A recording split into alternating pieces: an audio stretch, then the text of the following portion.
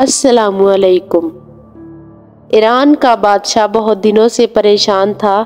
یوں تو ہر طرف خوشحالی کا دور تھا، مگر بادشاہ کی پریشانی کی وجہ اس کی اکلوتی بیٹی شہزادی ثنا تھی۔ ہر باپ کی طرح بادشاہ بھی اپنی بیٹی کی شادی کر کے اپنے فرض سے دوش ہونا چاہتا تھا، لیکن شہزادی ثنا نے بھی عجیب اعلان کر رکھا تھا کہ جو شخص اس کے سوالوں کے درست جواب دے گا اسی سے شادی کرے گی۔ آس پاس کی ریاستوں کے کئی شہزادے آئے مگر ناکام لوٹ گئے۔ اس ملک میں ایک نوجوان طالب علم بھی رہتا تھا، اس کا نام اعظم تھا۔ اس نے اپنے والد سے کہا کہ وہ بھی اپنی قسمت آزمانا چاہتا ہے۔ اعظم کے والد ایک استاد تھے اور کئی برسوں سے لوگوں میں تعلیم کی روشنی بانٹ رہے تھے۔ ملک فارس کا وزیر اعظم، بڑے بڑے درباری اور شہر کا قاضی بھی ان کا شاگرد تھا۔ باپ نے بیٹے کی خواہش دیکھی تو کہا، بیٹے تیرا تو کچھ نہیں جائے گا، لیکن لوگ کہیں گے کہ ایک استاد کا بیٹا ناکام ہو گیا۔ اعظم اپنے باپ سے کہنے لگا، بابا بڑے بڑے شہزادے لوٹ گئے، اگر میں ناکام ہو گیا تو کیا ہوا؟ یہ تو مقابلہ ہے، جو بھی جیت لے، اور شاید وہ خوش نصیب میں ہی ہوں۔ آخر باپ کو بیٹے کی ضد ماننی پڑی۔ اعظم خوشی خوشی محل کی طرف چل پڑا۔ شہر بھر میں یہ خبر جنگل کی آگ کی طرح پھیل گئی کہ ایک عالم کا بیٹا قسمت آزمانے محل میں چلا آیا ہے۔ مقررہ وقت پر محل لوگوں سے بھرا ہوا تھا۔ بادشاہ تخت پر بیٹھا تھا، ملکہ عالیہ بھی محل میں موجود تھی۔ وزیر، امیر، درباری اور عوام الناس سب دربار میں موجود تھے۔ آخر شہزادی نے اپنا پہلا سوال کر ڈالا۔ اس نے شہادت کی انگلی فضا میں بلند کی۔ اعظم نے کچھ دیر توقف کیا اور پھر شہادت والی انگلی کے ساتھ والی انگلی بھی فضا میں بلند کی۔ یہ دیکھ کر شہزادی مسکرا اٹھی اور ملکہ عالیہ بولی، شاباش اے نوجوان، تم نے اپنا پہلا مرحلہ کامیابی سے طے کر لیا۔ دوسرے سوال کے لیے شہزادی کرسی سے اٹھی اور ہاتھ میں تلوار لے کر ہوا میں چلانے لگی۔ کچھ دیر بعد دوبارہ اپنی جگہ پر آ کر بیٹھ گئی۔ بادشاہ سمیت ہر درباری کی نظر اعظم پر تھی۔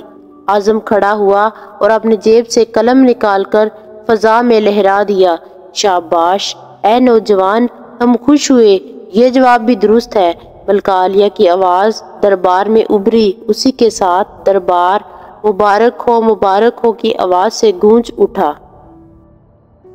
دو سوالات کیا تھے، اس کے جوابات کیا تھے؟ اب ہر شخص اسی پر غور کر رہا تھا کہ شہزادی نے کیا پوچھا اور اعظم نے کیا جواب دیا۔ لوگوں کے لیے یہ ایک راز تھا۔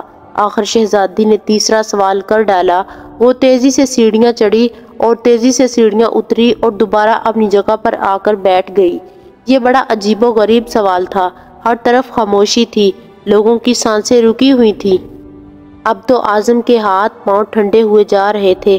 آخر اعظم کھڑا ہوا اور اپنے دل پر ہاتھ رکھ کر شہزادی کی طرف دیکھنے لگا۔ مرحبا مرحبا اے نوجوان، شہزادی نے تمہیں پسند کر لیا ہے۔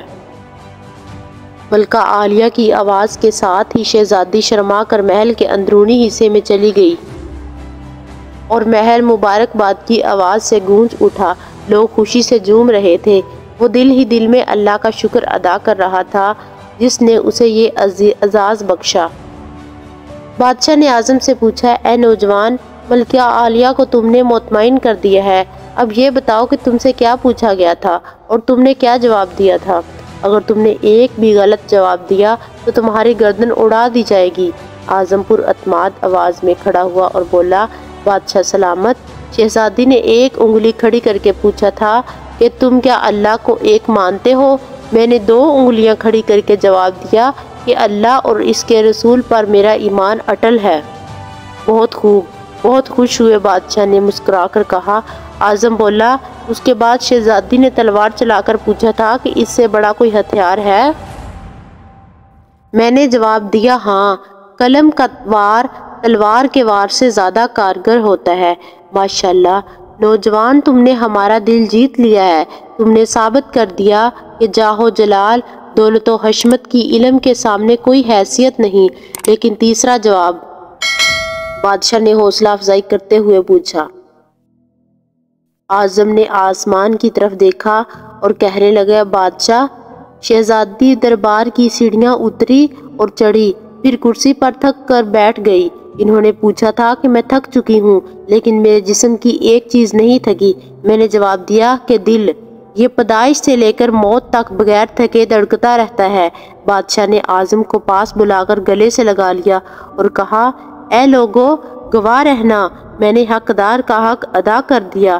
میری بیٹی ایسے شخص کی بیوی بن رہی ہے جس کے پاس علم کی دولت ہے، جسے کوئی نہیں چرا سکتا اور نہ کم کر سکتا ہے۔ بادشاہ نے اسی وقت خوشی خوشی اعظم اور شہزادی ثنا کی شادی طے کر دی۔